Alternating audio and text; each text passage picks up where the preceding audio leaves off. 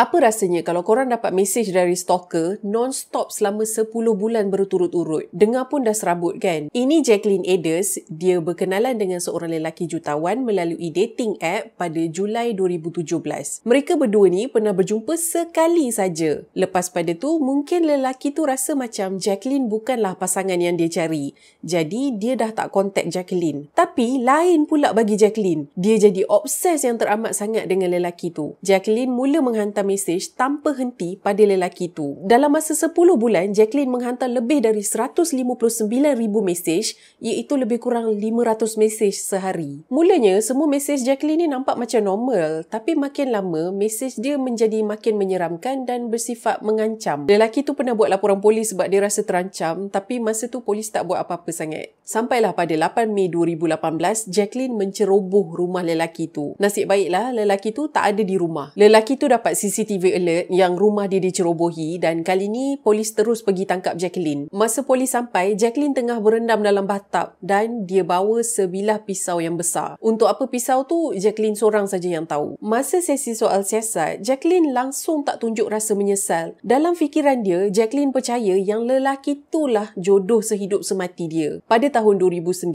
Jacqueline dipindahkan ke hospital psikiatri untuk rawatan mental. Akhirnya, pada November 2021, Jacqueline memilih untuk menghabiskan nyawa sendiri di rumahnya di Arizona. Satu kesudahan yang agak menyedihkan. Walaupun kes dia nampak macam ekstrim, tapi kadang-kadang di sebalik satu cerita jenayah tu mungkin ada individu yang boleh diselamatkan kalau dia dapat rawatan atau bantuan lebih awal.